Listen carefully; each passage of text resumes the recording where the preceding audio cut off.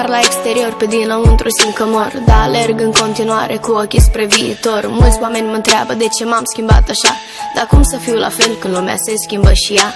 Renunț la oamenii ce m-au rănit, renunț să iert și să apăs pe repeat, punct. Să mai privesc către trecut, acum e lupta mea și să o iau de la început. Dacă mă vezi pe Insta cu toți prietenii mei, să știi că din cei 20 pe bune-s doar vreo 3. Când zâmbesc și am bani, toți sunt lângă mine, și când mi-e greu doar 2 din ei știu să mă facă bine.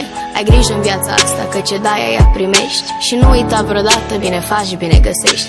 Adună-te, prietene, iubește-te pe tine, că atunci când îți e mai greu ești doar tu și cu tine.